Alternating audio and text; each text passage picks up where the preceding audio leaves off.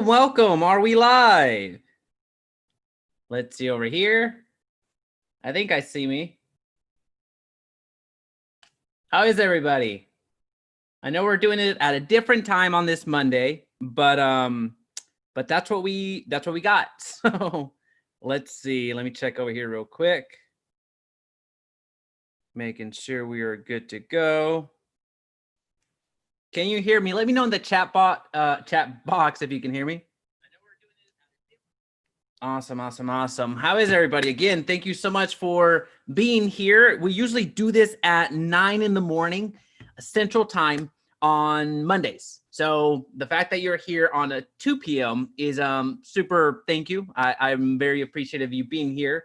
I had something very important to get to today, and that was golfing. So I did a little bit of golfing today with a good friend. And so that happened. So we moved it back. All right. Hey, Tom. Thanks. We're going to jump right into it. I want to be super respectful of your time. And also because I want to break right into the topic of today, and that is new build construction. So new home sales, new builds, new construction, whatever you want to call it, that is the topic of today. So not only are we going to go into the why, we're really focusing in on this niche, but we're going to go into the how, and ultimately how to actually convert the lead. So we're going to go into a little bit of why this niche is important and why you should be focusing on it. And then I'm going to actually go through and show you how to build out a campaign from beginning to end. You're going to see every single thing. We're going to talk through it so you see where the pitfalls are, where the opportunities lie, and really how to improve upon it. And then lastly, I'm going to show you how to convert those leads. So you're going to see everything from beginning to end. This is something that I cover with a lot of my, this is something I cover with a lot of the agents that join me at EXP. So when we're doing the onboarding, we actually go through this strategy, and then myself and my team, we actually implement it for them so they get leads on demand. So that's something that we do. And again, this is something that all of my agents go through. So I'm sharing this out in the open. So if you can hit a like, that would be fantastic. All right, so going into the new construction, let's see if there's any questions. How can I join the Zoom? You are actually on the Zoom. This is me using Zoom, broadcasting over to Facebook, and also broadcasting through YouTube. So we're simulcasting, which is how you're seeing this right now. And that's why you see Zoom at the bottom. So you are here, Yuri. Thanks for being here. If there's any questions, let me know in the chat box. If there's any questions again, or if there's any comments, if something needs a little bit more clarity, I'm happy to provide that. Just let me know. And there's going to be some natural breaking points where we can slow down just slightly and then speed back up again. So new builds, new construction, new home sales, whatever you want to call it. Why do we focus on this niche? Well, there's a lot of reasons, but let's start with the very important one of commission. Commission is super important for real estate agents, as we know. So with new builds, it is very customary for builders to offer 3%, 4%, 5%, and even 6% if you bring them a buyer. That's right. So there are some builders out there that will give you 6%, depending on the promotions, and when that home is ready to be released out to the public, that they'll offer you a 6% commission. So that is fantastic. So that converts. My math is going to be fuzzy, but a $200,000 home, basically you're selling a $400,000 home with a 6% commission. So the commission is fantastic. That's a huge opportunity. But also with new builds, something else is very appealing for the buyers. And that is with new builds, there are some home warranties or warranties altogether. Typically it's a 1, 2, and 10-year warranty that a lot of the buyers absolutely love, because they get that certainty. When buyers are going into a home, especially a resale home, there's a lot of uncertainty. They don't know how well that home has been kept. They don't know if there's just a paint and a few things that were updated just before they sold, but that are hiding some actual major things that are critical. So there's that certainty that comes along with new builds. And also when it comes to new builds, you have endless inventory. You're going to have builders building in one subdivision and then open up another subdivision and another subdivision. So you are able to market a phenomenal product that in theory is as perfect as they can be And you're able to do that across the board. You're able to do that everywhere that they're building. So you can use, you can go with one builder or another builder or another builder. And again, the inventory is basically endless. As long as they continue building, you're going to have something to market readily available for your clients. And also something very important right now in most markets. In most markets, we have an inventory shortage. So with new builds, there's actually more inventory and less competition. Let me repeat that because that's important. There is more inventory and there's less competition with new builds. If your home buyers come to the community and they missed out on a home that's about to be completed the following week, well, they can always build another one. There's always going to be another one in a stage 4, stage 5, stage 13, however many stages your particular builder operates in, and they can sign up for that one. So there is less competition. There is more inventory for your buyers to choose from. They can start from the very beginning to where they choose the dirt, they choose the lot, and then they build upon it. Or they can just go with a home that is a little bit closer to being done so they can purchase it. So it's a huge opportunity for those that are willing to do something a little bit different and go show their clients new builds, new construction, new home sales, whatever you want to call it. Again, people say it differently, but they're essentially talking about the same thing. So is this making sense? Let me know in the comment section. Have you ever, hey, Dana. And also, if you have not followed Dana Pollard over here in Fort Worth, she does amazing YouTube video content. She does a lot of it. I've been aware of her. I've been aware of her channel for quite a while. She puts out some great videos. She puts out some great videos, has a great following. And if you have not caught on to the YouTube marketing aspect, even though if you watch this channel, you hear me talk about it all the time, she is absolutely crushing it with YouTube.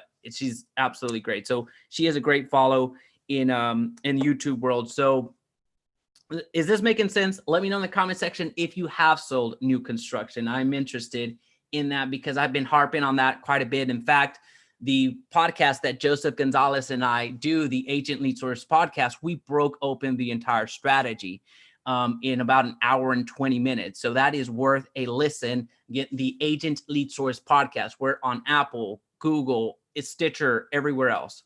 So that is more about the strategy of what we're doing. So we're going to go over to, into actually doing this in practice. So this is exactly what I do with my EXP agents that join me as we build through the campaigns. You're going to see me do that real life right here, right now. So if I can find the share button, we're going to get right into it. Desktop 1. All righty, here we go. Let me know if you can see that. I believe you can. I'll wait for the Dana. Thanks. Yeah, no, absolutely. And I mean that. Absolutely. I'll wait for the lag to catch up on me. I just want to make sure that you are able to see this because it's kind of important. All right, so here we are. You are able to see it. That's fantastic. So this is a test account that I have here. So we don't have to blur out any information and all that fun stuff. I value my clients' privacy, so I'm certainly not going to show the other campaigns without blurring it. So that's the beauty of live. Everything is pretty transparent. So there you go. All right, let's break it open right here, right now. So this is our ads manager. In order to get here, all you have to do is go to the top right. As soon as you log into Facebook, the top right, there's going to be a arrow right next to the question mark, and it's a black arrow pointing down. So you click on that, and then towards the middle, it's going to say manage ads. And at this point, you should be aware of the structure that you need to have with your advertising. But for those that are new to the advertising altogether, you want to have a business manager, which serves as your umbrella, and then you're going to open up ad accounts within that business manager. So let me repeat that. You need to have a business manager. So if you don't see business.facebook.com, then you're most likely not running ads through here, right? So then you're going to create your business manager account and then open up individual ad accounts and then run your ads. Because what's going to happen is if you run your ads without building that business manager up or creating a business manager, if you run your ads through your personal account, if you get flagged by Facebook for doing things right or doing things wrong, it really doesn't matter. Facebook will get you at some point because it happens a lot. If you get flagged and get suspended from advertising on your personal account and you appeal it and lose, boom, you're dead in the water. You have to create another account. You cannot advertise from your personal account ever again. Now, if you do what I suggest that you do and create a business manager, business manager account, you do that and then create some ad accounts from within. If your ad account gets suspended, no problem. I can appeal. Okay. If I lose, that's fine. I can create another ad account. Same thing with the business manager. If your business manager gets in trouble for whatever reason, again, Facebook doesn't need a reason. They'll just do it. You could be doing all the perfect right things. And if they say, hey, we're going to suspend you, or we're going to terminate this business manager account, and you appeal it and lose, okay, I'll just create another one. So you're not dead in the water is what I'm getting at. So I think that's very important, especially since we're getting into more and more of the advertising space, and still people, whenever I do consults and look at the agents' accounts, they're still going, they're still boosting, which let's not do that, but they're going through and creating ads from their personal account. And that is wrong. That is a huge liability for you. So don't do that. Don't do that. All right. So with that being said, let's get into it. I get so excited about this. There's just so many different ways. I want to share as much as I possibly can. So keep me on track. Let me know in the comment section down below what you want me to cover. Anything that comes to mind in these live streams, I am as open as possible. So just let me know in the comment section down below. Anything that comes up, I articulate it. So this is kind of like a consult. The only difference is you don't pay me $500 an hour. So unless you want to Venmo me, then we can talk. But that's the difference. All right, so here we go. We're going to create a campaign. So there's two ways to think about the campaign for this new construction. So this new construction ad campaign, you can work it one of two ways. You can do it the simple way, which is what we're going to do today. The other way is a little bit more complex, but the second way is through the conversion ads. So that is a little bit different. So the simple way is the lead generation, which is what we're going to go through today. And then conversions, that is a little bit more sophisticated. There's a little bit more involved with that. And I'll show you some differences as we go along, but just understand that with the lead generation campaign, you can get off and running. I mean, you can follow along literally right now. And by the end of this live stream, you have some fully functioning ads that will generate your leads. No questions asked. It has been a 0% failure rate with this ad campaign. So I'm not trying to oversell it. I'm just giving you the stats. So with the lead generation campaign, the benefits of this type of campaign is that you keep people on Facebook. You keep the people that click on your ads that say learn more or download or whatever. When they click on it, they stay on your on Facebook. And whatever information they gave to Facebook, their email, their phone number, their name automatically populates. So it's actually that convenience that is a negative towards a lead generation campaign, because you will find a few more fake information, so a few more fake leads than if you were to run a conversion ad. So typically I find the conversion ads are a little higher quality. Just be completely candid with you. They are generally higher quality. However, they take a little bit longer to get off the ground, because with conversion ads, you actually have to have a website or a landing page generator, and you have to be able to capture somebody's attention enough and compel them enough to give you their contact information. You will still get fake information on the conversion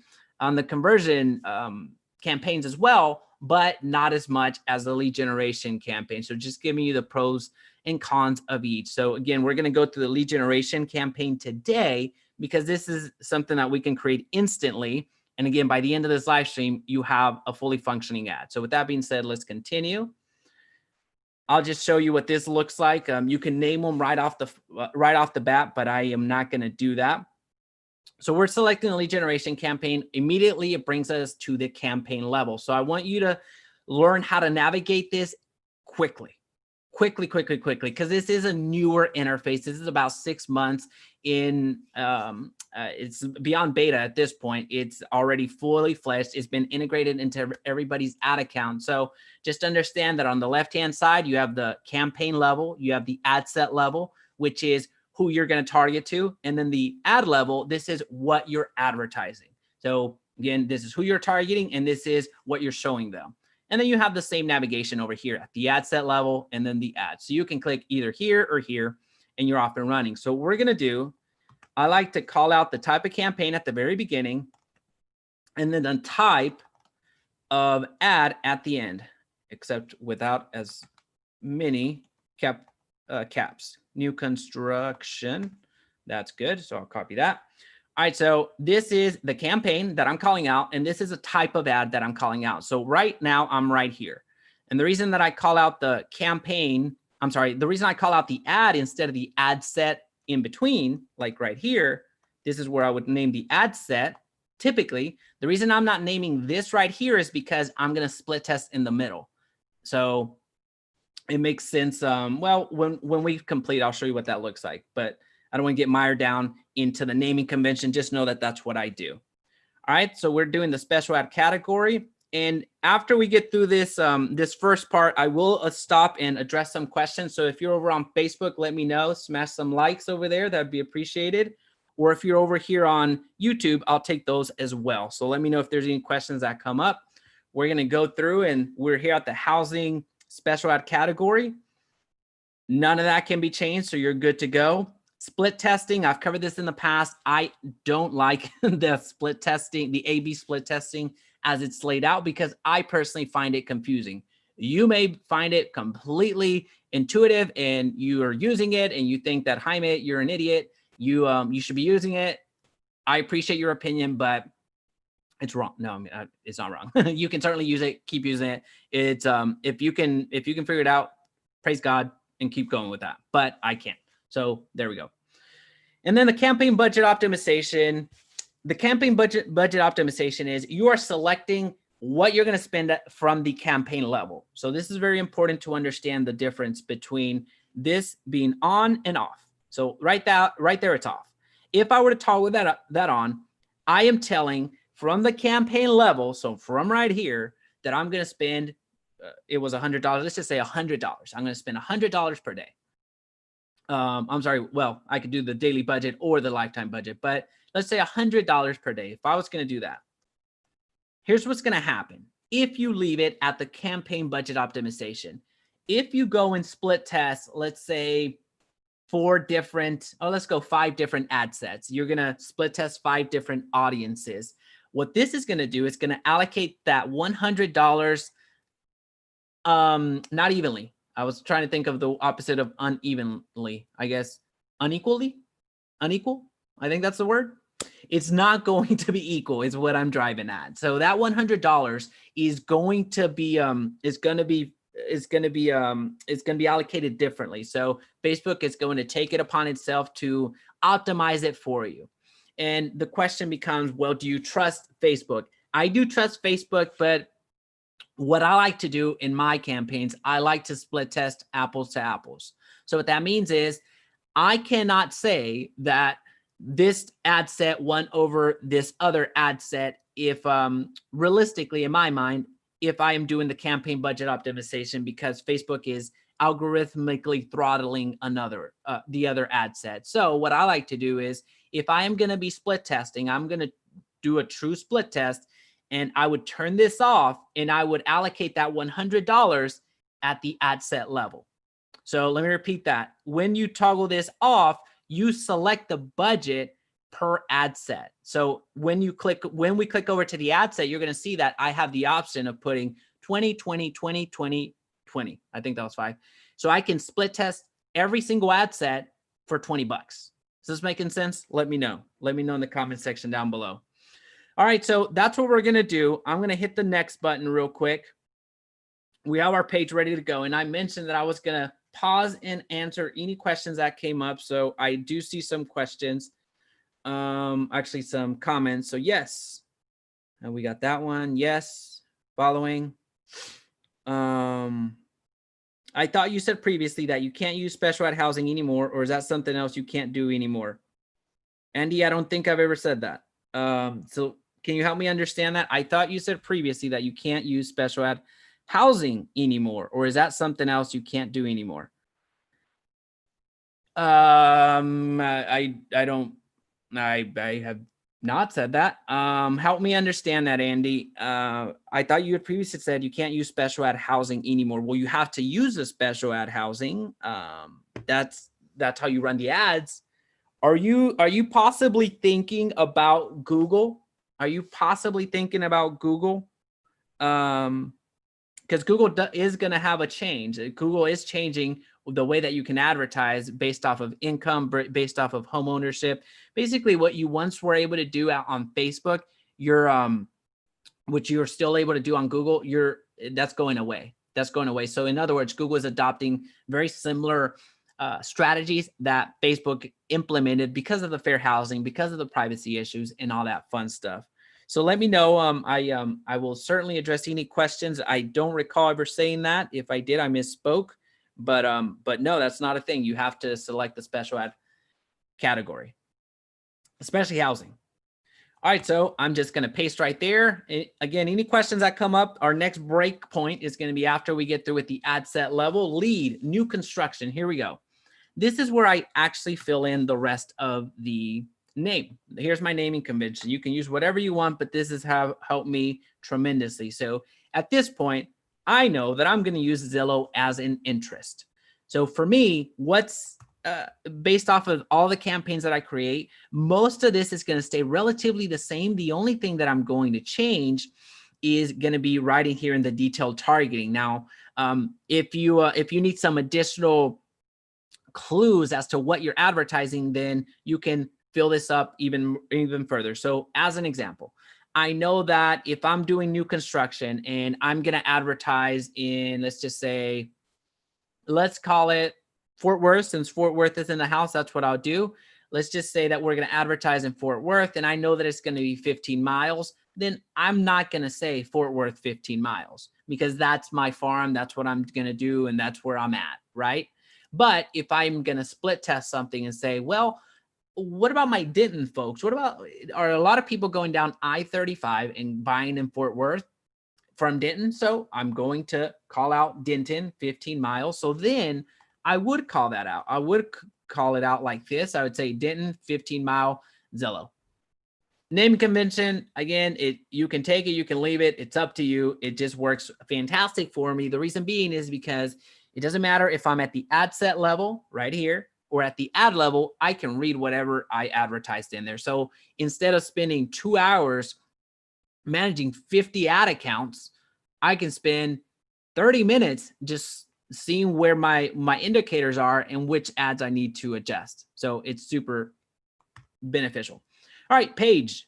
There's a page. So if you're doing a lead generation campaign for the first time, you're going to be asked to accept Facebook's lead ad terms of service.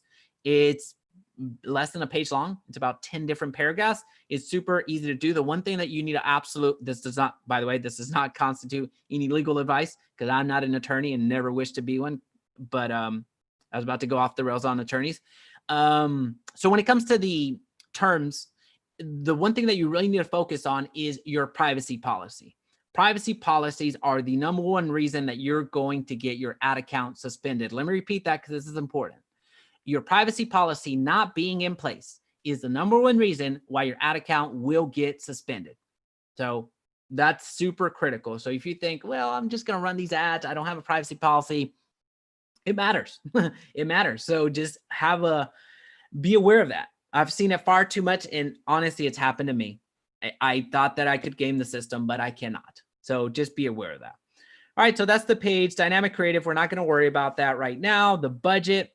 This is what I was getting at. The budget is right here at the ad set level. Remember, we're at the ad set level. In the past, we were here at the campaign level. And at this point, let's just call it $20. We're going to spend $20 on this particular audience. If you had a custom audience or special ad audience, this is where you would call it back out. This is right here. So these are custom audiences. So these are based off of the people that engaged on the page that, what is this? The Jaime Resendiz test realtor. So this is the business page that I break it up. So if you have a custom audience of your business page, you can use it here. So you can do some retargeting. If you don't, I highly encourage you to watch another video. I'll make sure to link it down below once this live stream is over so you can see how to create custom audiences and split test there. So it's important that you have custom audiences if you're going to be split testing. It makes a ton of difference with your lead cost. And then the special ad audience, I don't have any right now, but this is where you would create it. But that's this is where you call it out. So special ad audience, just think of it like a lookalike audience, except for housing, for the special ad category. It just takes less data points into consideration to create a multitude of an audience. But we're not going to go with that. We're going to go to a cold audience right off the bat. And since, again, Fort Worth is in the house via Dana, we're going to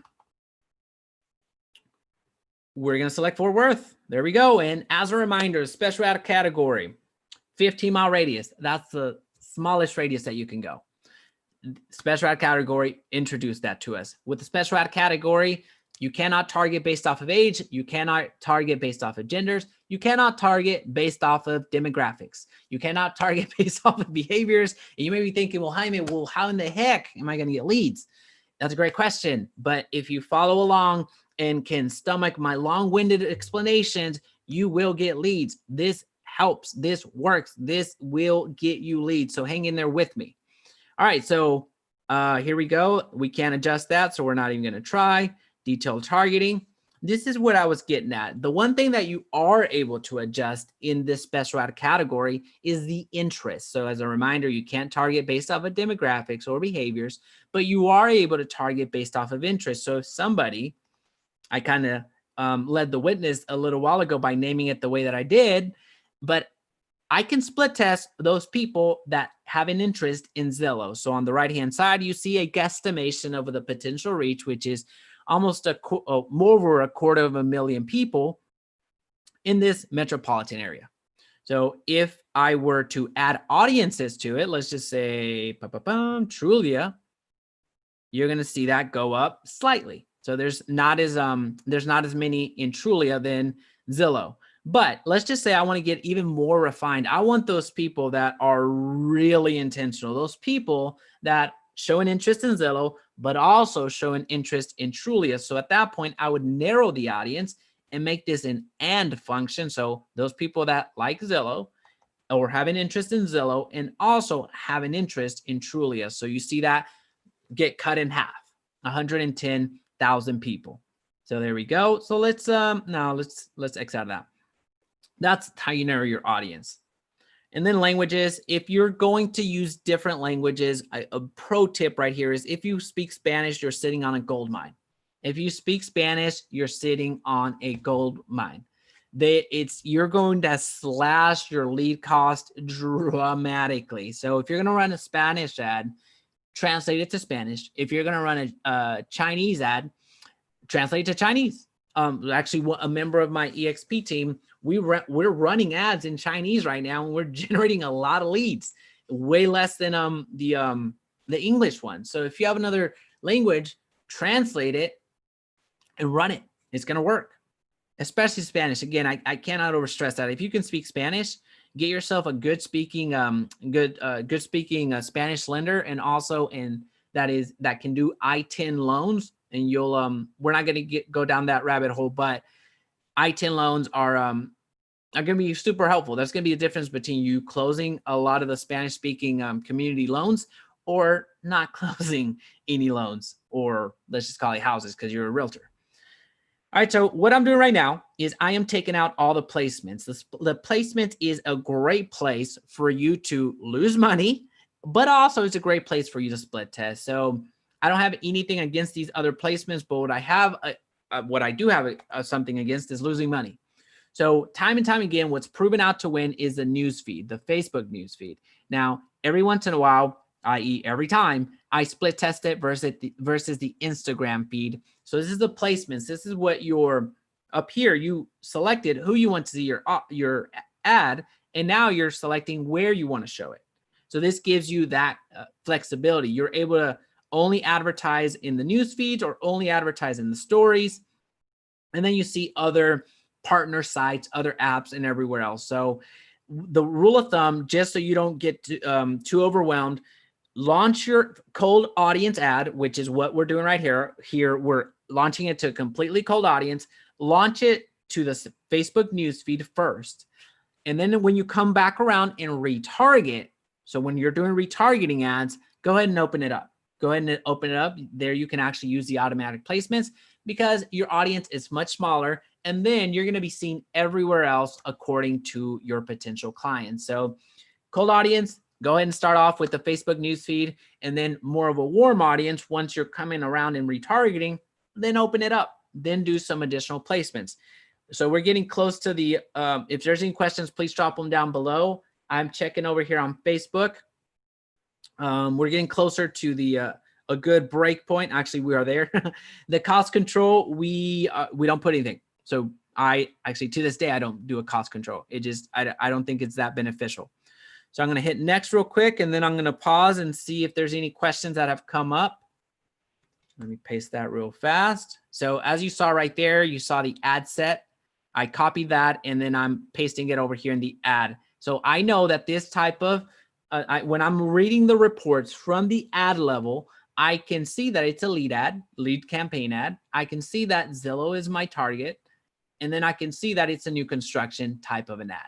So campaign, ad set, ad. All right, here we go. Here we go. There was something you mentioned that you can do any more that you used to run with ads. Maybe it was you can't specify people's ages.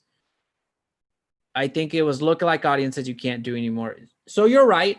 You're right. That is correct. So I think we're saying the same thing, but we need to work on terminology. So the special that you have to use the special ad housing category in lieu of the other things that I mentioned, because you can't target based off of age, can't target based off of gender, can't target based off of demographics, you can't target based off of behavior. You can't go a mile of a radius. So that is what was referenced. So I think I think we're saying the same thing, but ultimately the answer is the special ad category, the housing category in the special ad category. So that was the answer. It's not the thing that went away. So I'm glad we got that clarified. All right. All right, so let me know if there's any questions as we continue chugging along here. We're about to get into the conversion. Do you ever take the leads to a page where you can pre-qualify them after you collect their lead info? Let me rephrase that. So do you ever take the leads to a page where you can pre-qualify them after you collect their info? It's worth the shot, but I don't typically do that. And I'll tell you why. If they give me their contact information, it's incumbent upon me and it's incumbent upon my team and my agents that they reach out as quickly as possible. So that's not a bad idea, but here's what happens when somebody submits their information, whether it's through the lead form or through the traffic or a traffic campaign or a conversion campaign, which is typically sending them over to a landing page or a website. What happens is they give you their information. So they completed the deal that you made with them. So what you're going to see right here with the special ad category, I'm offering something of value. I'm offering a lead magnet. So that's my offer. The moment that they accept my offer, they completed the deal. So at that point, we're in good standing. I offered you something and you accepted it. So at that point, it's where do I redirect that attention? For me, I find more value in getting them to call my agents as opposed to continue trying to qualify them, because basically everyone's going to not do that. I would much rather pre-qualify them before I have their actual information than after. So it's worth the shot, but I would much rather, and you'll see that in the ad today, I would much rather have them call our agents than try to continue going down the funnel. Because at that point, whether they go through the funnel or not, it doesn't matter. They're going to be getting a call. So I would qualify them before they give me their information rather than after in a form, if that makes sense. So what you're going to see right now is a directive for them to call, and you'll see it here shortly. All right, here we go. All right, I think we got that one. All right, we selected the Facebook page already. We're going to go with the single image, and you can do a carousel. This carousel actually works fantastic as well. Just to show you what a carousel looks like, you're going to have individual cards over here. If it loads up. you're able to add multiple images. So you see individual cards. So this works fantastic with new construction because you have different homes. You have different plans that you can show. So you can show a 2-story home, a 1-story home, different elevations of the home. So it shows incredibly well because you have multiple homes that you can showcase. So carousel ads, I would highly encourage you to start with those. And if you don't have that many images, single image ads work. I'm not going to say just as well, but work well. We'll leave it at that. Video is good. Video is good. We just need to work on the type of video that you create. So having something engaging is going to do you wonders. Having something that showcases the home will also do wonders. But really, this is one of the rare cases. This is basically a unicorn where this type of campaign will generate leads regardless if you do single image, regardless if you do video, and regardless if you do a carousel. This is a unicorn. I can't say that for every type of campaign that we run, but with the new construction, you sure as heck can. So that's the beauty of it. All right, so and then selecting the image, we're going to change the image real quick. I'm going to select one just for the ones that I have uploaded for the sake of time. And I'm going to bring in the ad copy that you can use right now. And if you want the ad copy, send me an email. I'll make it available to you, but you're going to see it on the screen right now. And we'll talk through it. We'll talk through it, give you some time to see what it looks like and show you why this is working so well. Right off the bat, we're calling attention to a certain area. And this is very important because with Facebook expanding the 15-mile radius or expanding to 15 miles, which is the minimum radius that we can go, if you are in one of the mid cities here in Dallas-Fort Worth, let's just say you're in Grand Prairie, well, 15 miles up, you can be, I think it's right at the corner of McKinney. So if you know DFW, that's a long way. Right in between, you're going to have the Friscos of the world, the Carrolltons of the world, Farmers Branches of the world, the Irvings of the world, the Carrolltons of the world. If you don't live in DFW, that makes no sense. But if you do, you're going to say, wow, he knows a lot of cities. I do. Anyway, you have DFW area. In those smaller towns, that's why it's important to call out the city. So here I would just put Fort Worth.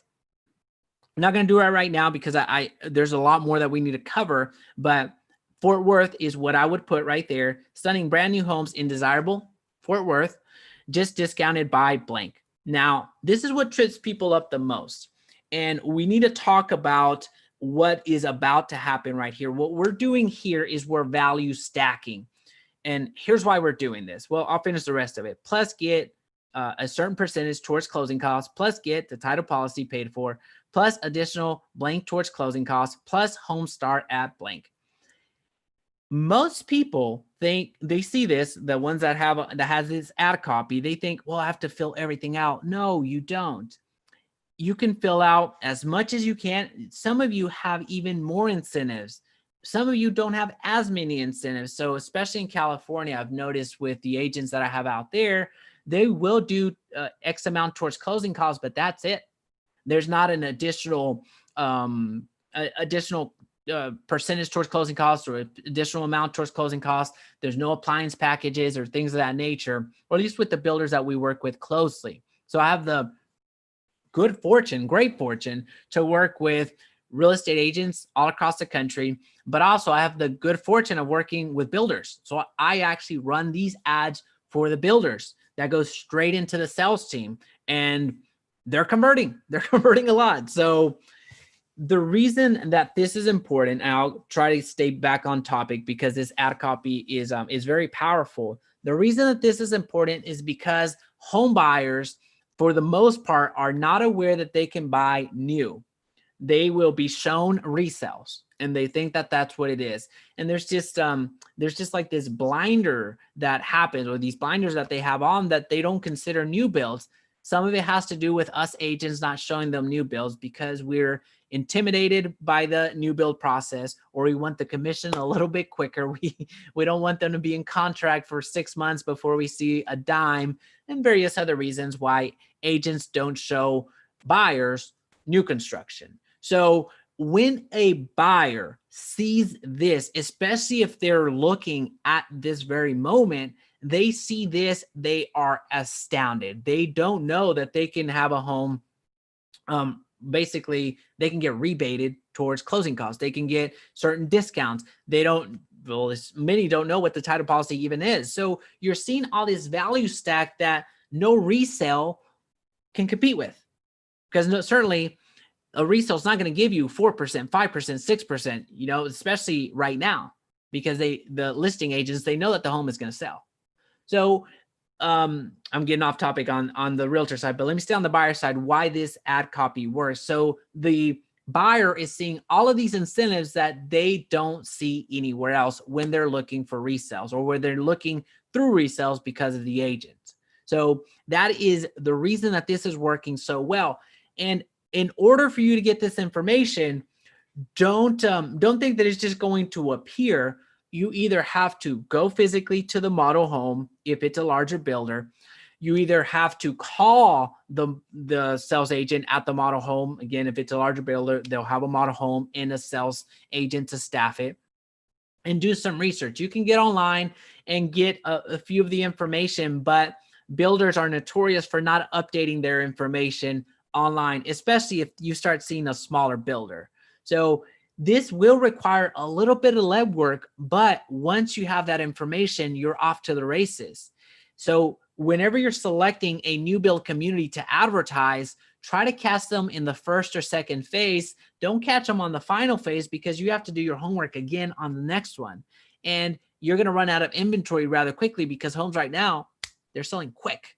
So what you're going to do is go and find a new build community that is on the first phase, on the second phase. If it's a master plan community, that means that there's going to be a lot of amenities that you can include in here. You can master plan communities come with their own schools these days, come with their own churches, with their own shopping centers, with community centers out the craziness. It's just phenomenal. And also understand, with master plan communities, you're typically seeing 5, 8, 10 builders. I'm working with a couple in Austin right now that they're working on a master plan community, and there's 12 builders in there. That's insane. That is insane. There's so many homes, and we're crafting all these ad copies, getting ready to just absolutely blitz the market. So that's a huge opportunity. And this is I'm going to pause right here because I see a lot of comments.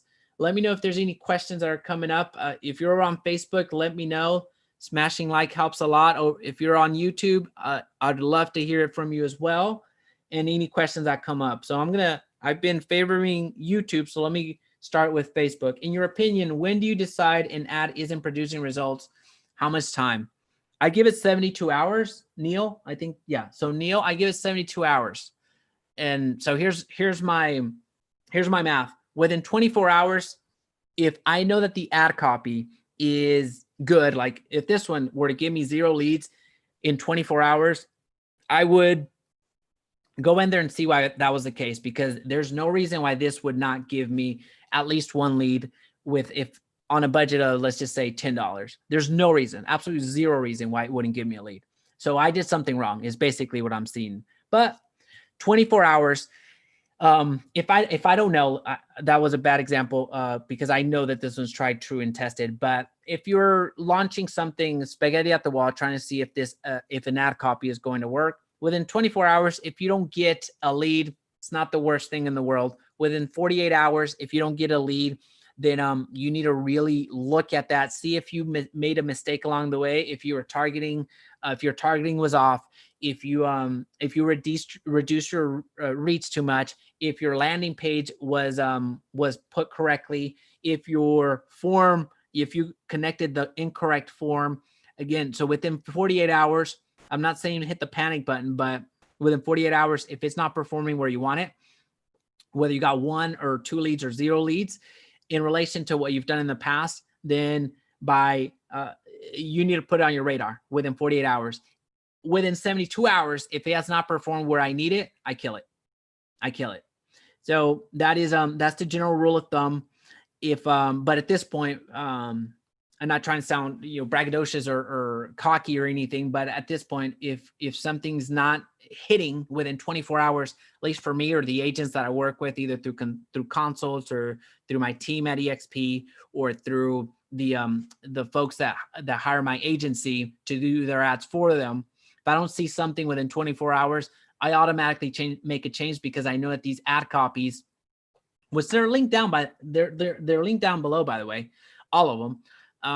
I know that if these ad copies are not performing, then I did something wrong. It's just me absolutely just messing something up is what I'm getting at.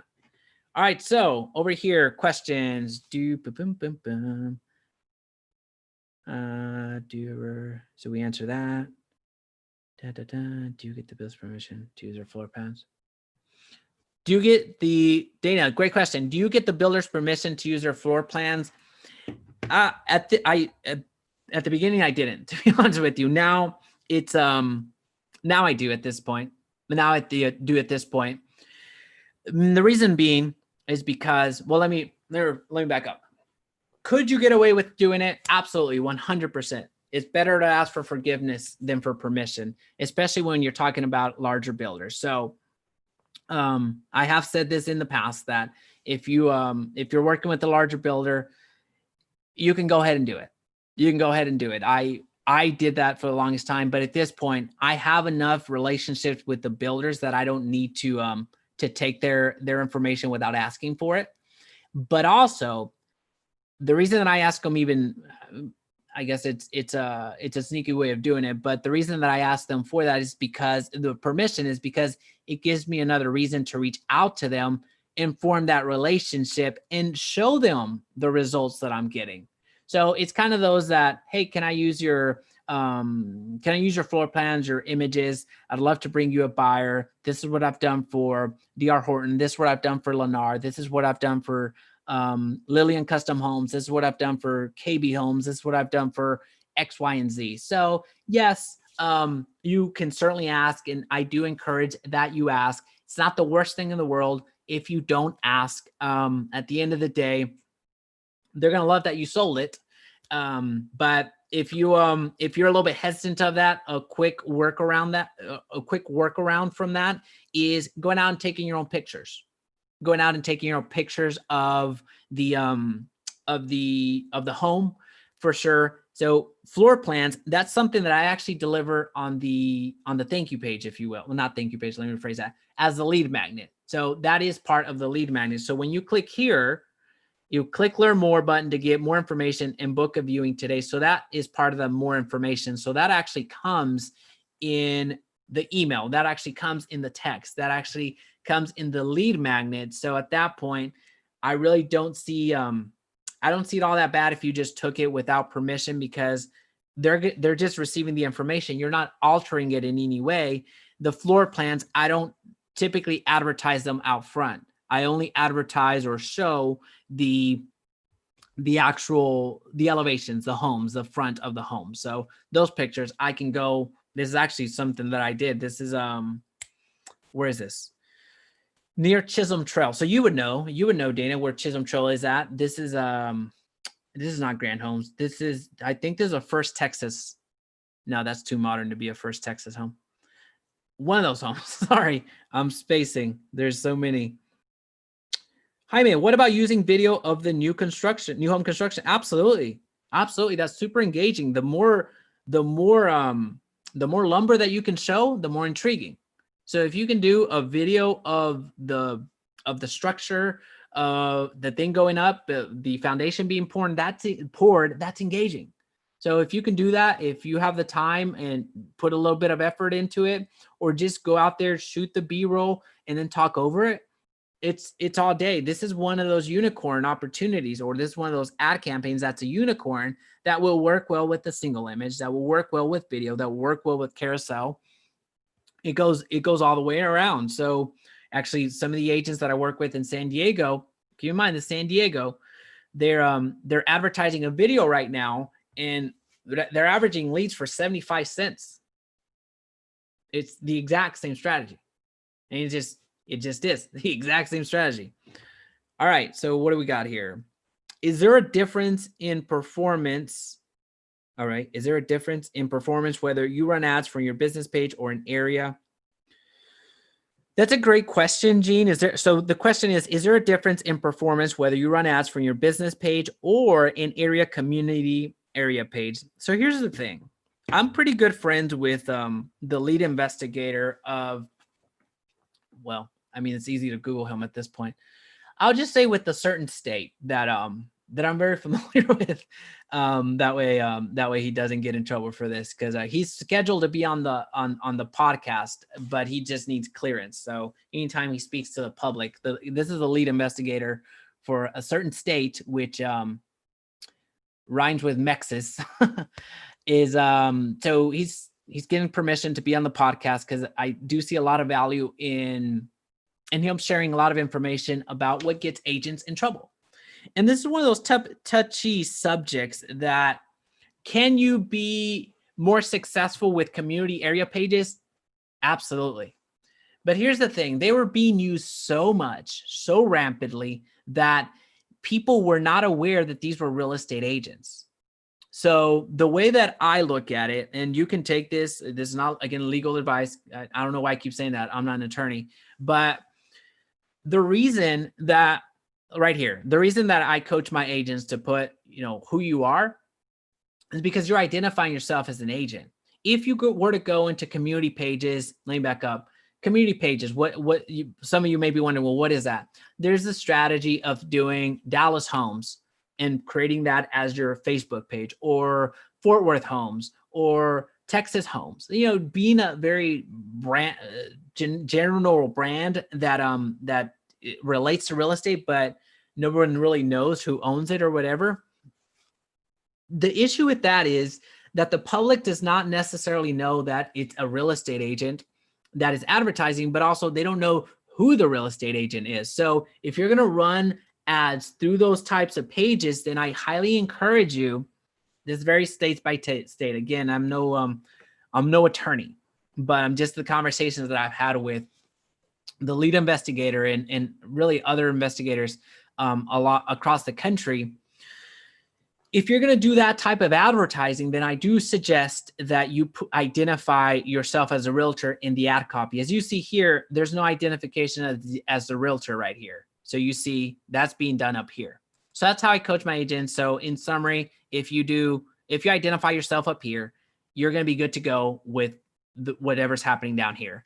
Now, if you advertise yourself as a community page or a global page, Dallas homes or top Dallas homes, then I do encourage you to identify yourself or identify a real estate agent in the ad copy, and at bare minimum, update your business page. If you don't want to put your information on there, I can't force you. Again, this is not, I guess this is advice, but not legal advice. If you want to put your information on there, I highly encourage you at least to identify yourself on the business page. So make it known, especially here in Texas, let's just call it the IABS, the Texas Consumer Notice. I think that's what it's called. It doesn't, I just see it on my email signature and I forget that even exists. So make sure that you identify yourself as an agent. It's very state by state. That's a super long-winded answer, but that's what I have for you. Jaime, do you have a good I-10 lender? I do not.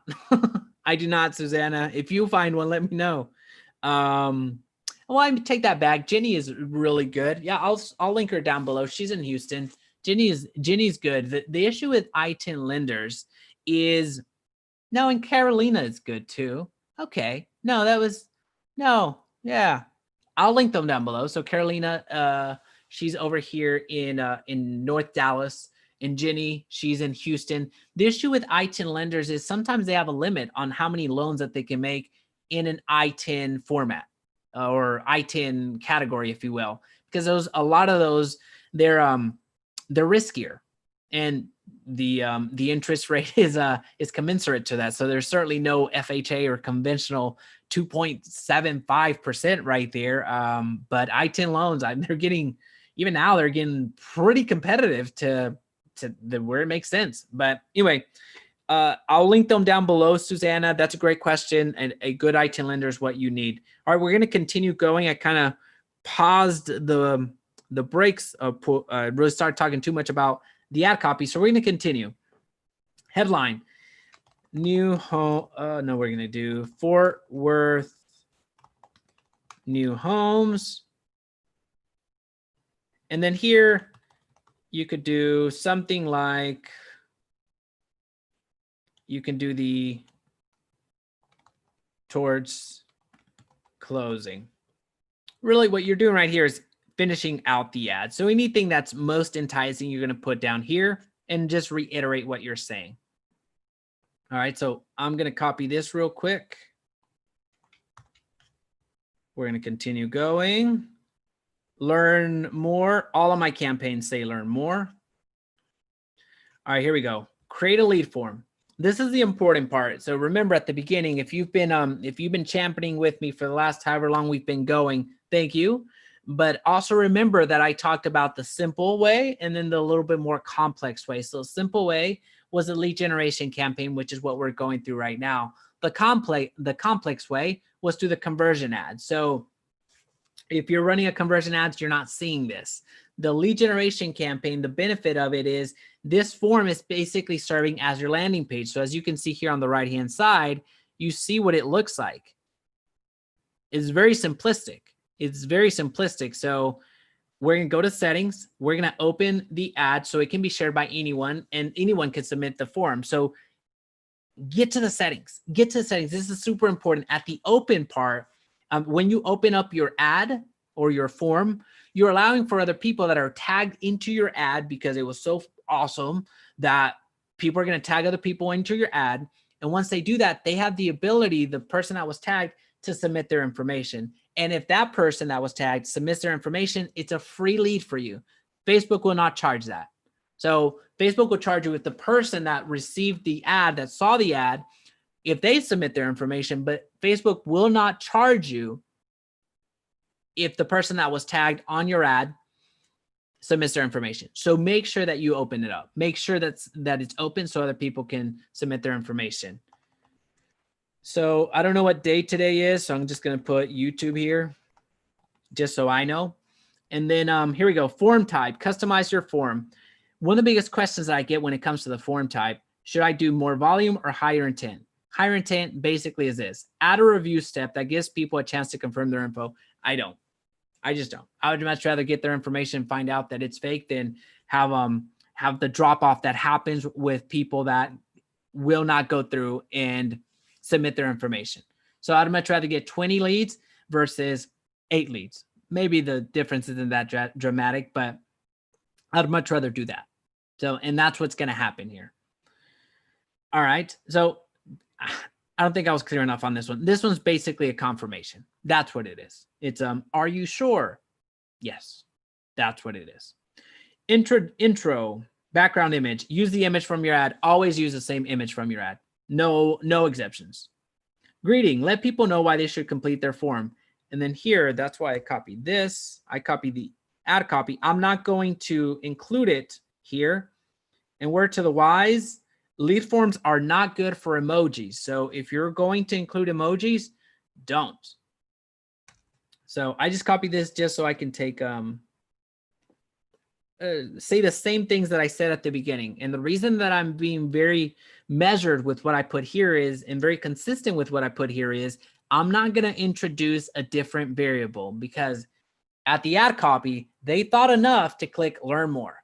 Awesome. They're here. They're here. This is the headline. If I introduce something completely wild, they're going to click out. So I don't want to sell them twice. I just want them to see the same image, see the same information that they saw at the beginning that had them, have enough courage to click learn more and then hit submit. That's all I care about. I'm not going to say that, oh, and by the way, all of these homes are only 2 stories or are only 3 stories, something silly. I'm not going to introduce a different variable. It's what I'm getting at.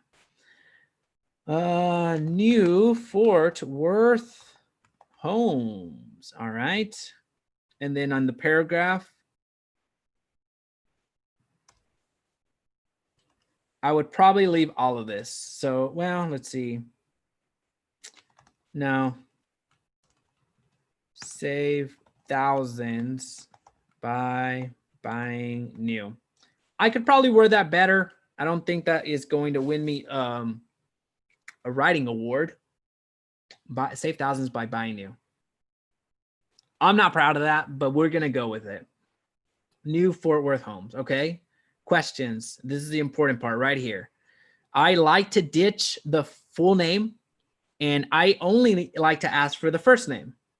It's less intimidating that way. It's more personal, and I get better return. More people will submit their information. Now, as I say that, there are some of your CRMs that you can link up to that you do link up to that will not accept this format. So just if you're getting some error message, just know that your CRM is probably having a hard time only taking the first name. So you may need to do the full name. So I certainly would, let's just say, well, you're not going to be able to do that. I would rather you take the full name than you have to do this for your CRM. Again, this is a technicality, but I like to give you as much information as possible. Again, this is pretty much a consult. So if there's any questions, let me know. And I won't bill you the $500 an hour that it costs to do a consult with me at this time. So the first name, that's where I would keep it.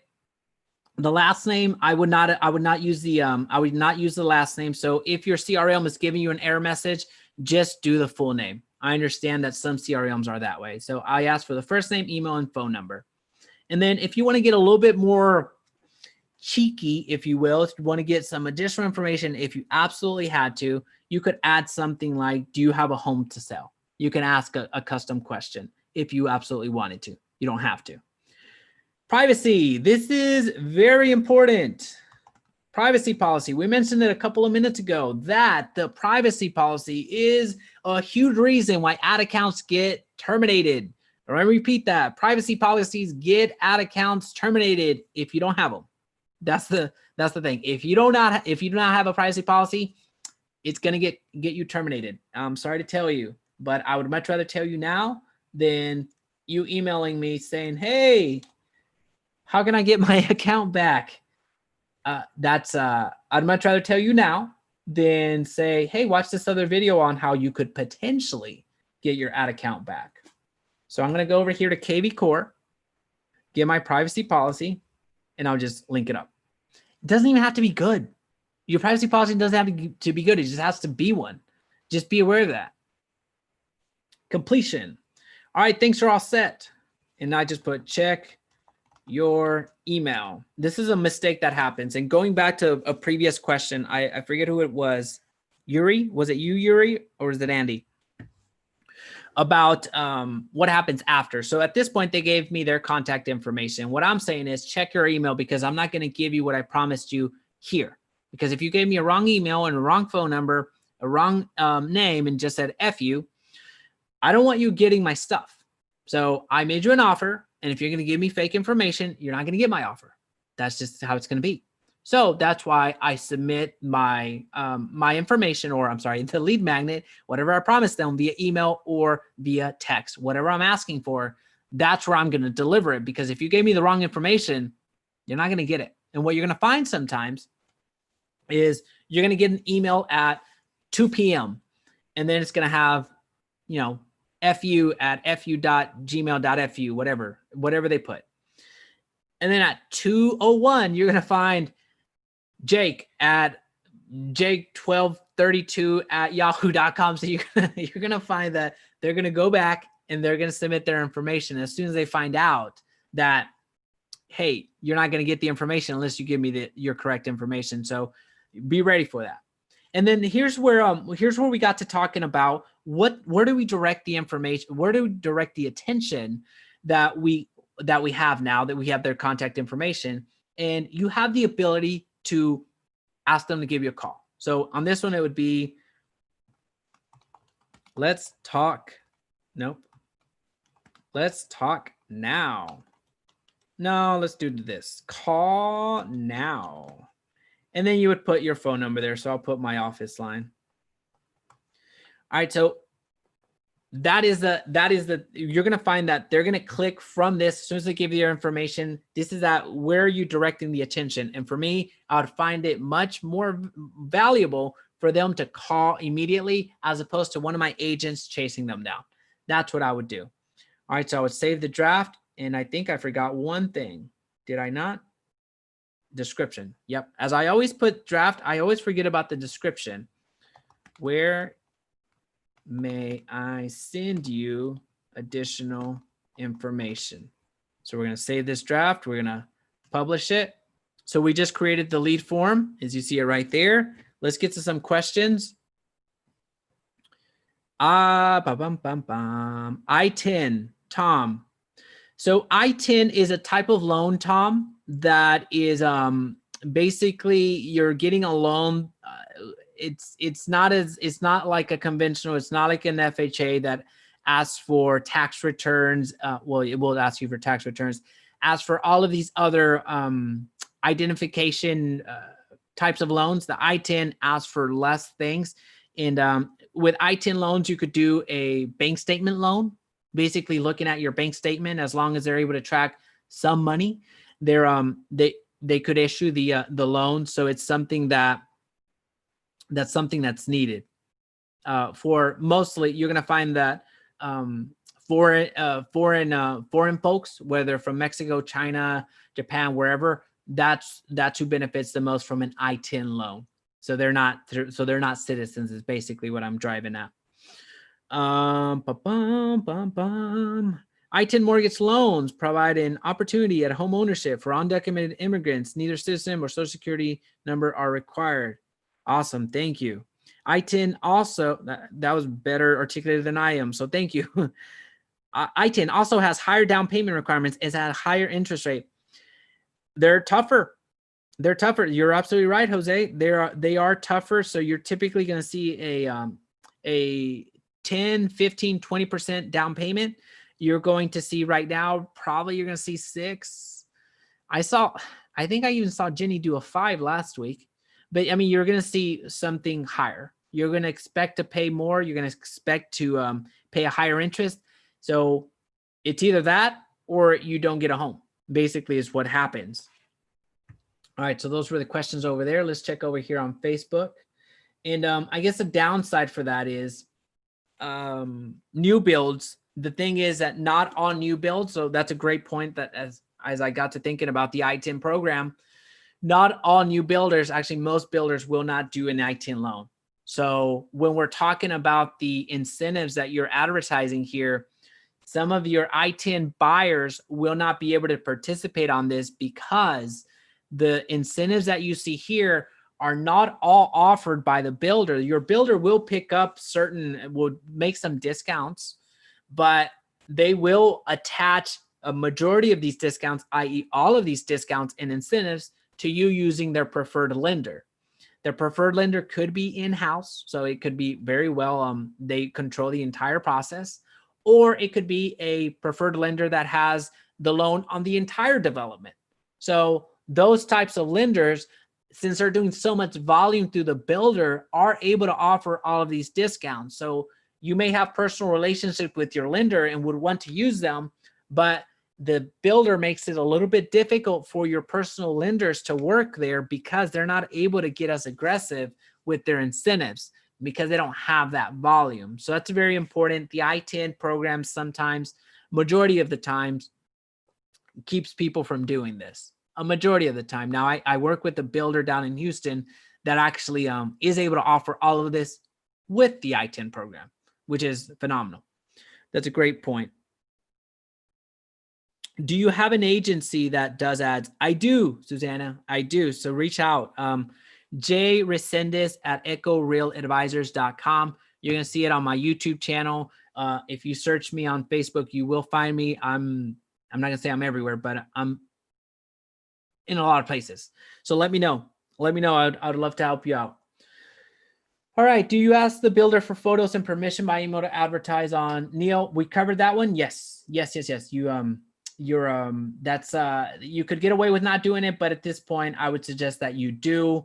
When it comes to the photos, I would actually go and take my own and touch them up if needed. And then and that's how I would approach that. Do you recommend promoting inventory homes and their inherent incentives as a lead magnet, or do you do better promoting community on this ad set? The let me see. Are you recommend promoting inventory homes? Inventory homes, I don't break it up into that. I basically, what drives this ad is the incentives.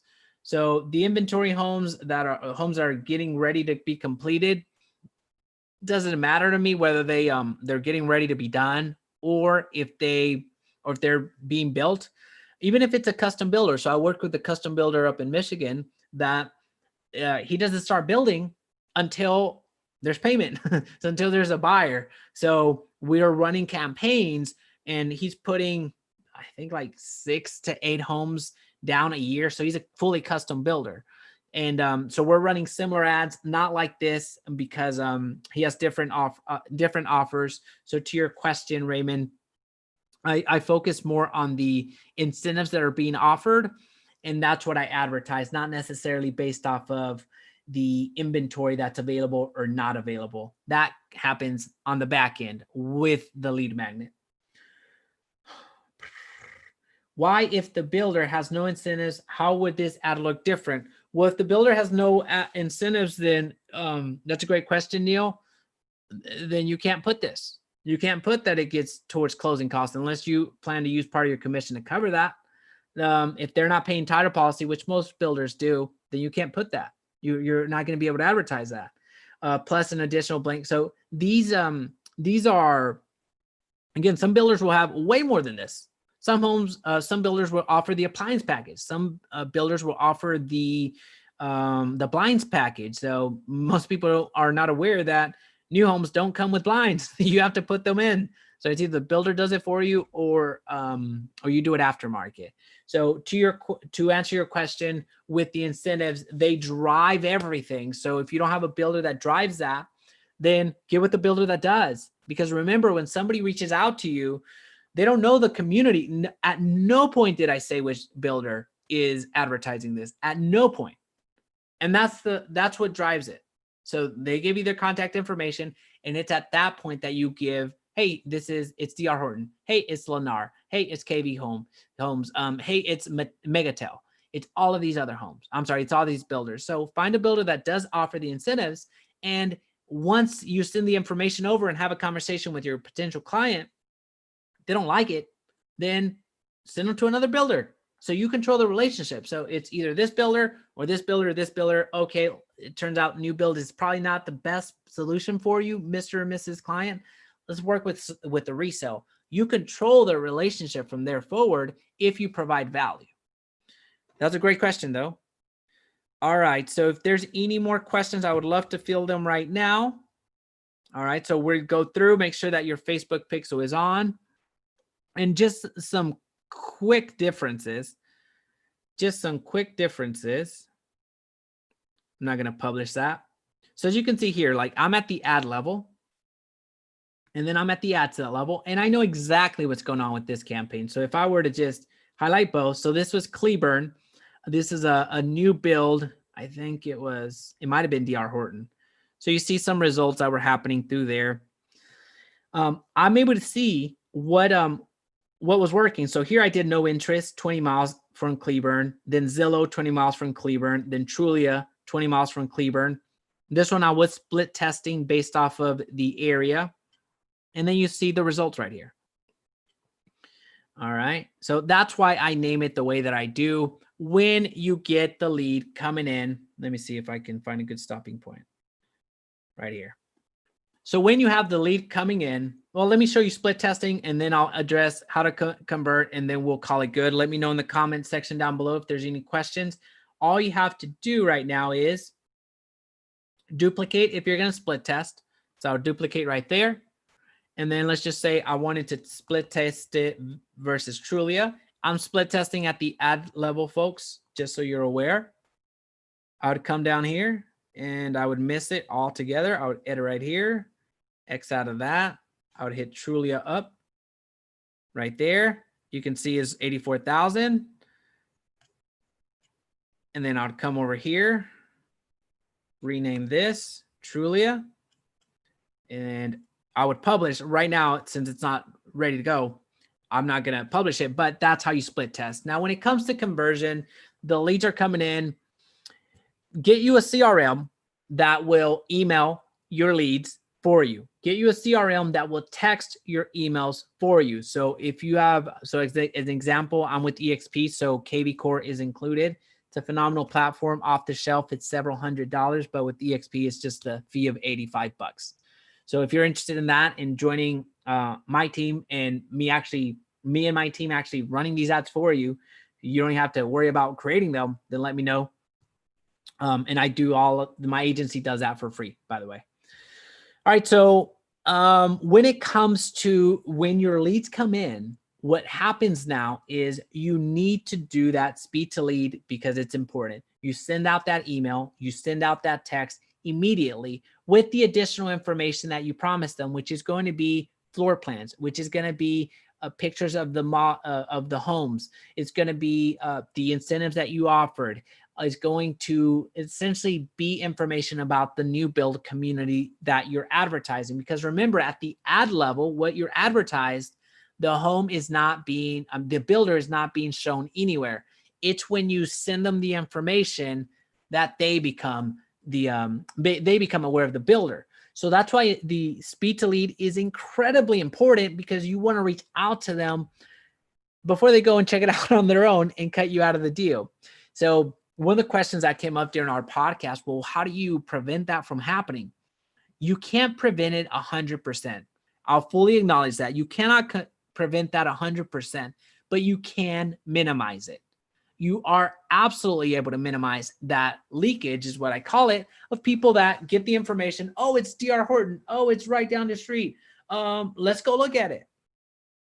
And then they can easily ghost you. They can easily not return your emails. They can easily not return your phone number. Your phone call. So it's very important that you make a call. But here's the thing. There's a big but there. If you have a relationship with the home builder or the sales rep, it's going to take you so much further. It's going to take you so much further if you do that. Because here's why. And this actually even reinforces the point that Dana, we were kind of discussing a little while ago. Do you let the builder know? If you do that, letting them know that you're going to be running ads, then they'll be it depends on the sales rep, but they will be on the lookout. So there are some builders that I feel comfortable with, that my agents have formed such a strong relationship with the sales rep that they actually get the lead as well. So not only do I set it up in such a way to where the agent automatically gets the lead into their inbox, and then the virtual assistants take over with the calls, but also the lead goes to the sales rep in the builder sales rep, because we're advertising that specific community. That way, the sales rep ties you to that person. So it minimizes the opportunity for the home buyer to go and check it out by themselves without you becoming aware of it, or without the sales rep at the office knowing that it came from you. So any good sales rep, any new good builder sales rep is asking, are you working with the realtor? 80% of their client base is working with the realtor. So make sure that you have a relationship, a strong relationship with the sales rep at the office, because you want them asking this question. Because if they ask, oh, hey, thanks so much for coming in, Becky. What made you come in? Are you working with the realtor? I was just on Facebook and I saw something about what y'all had going on, and I got an email, and I can't remember, somebody emailed me about that.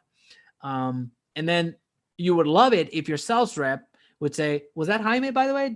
Yeah, that's absolutely him. You would love it if it went down that way, but it's not going to go down that way if you don't communicate with the sales rep.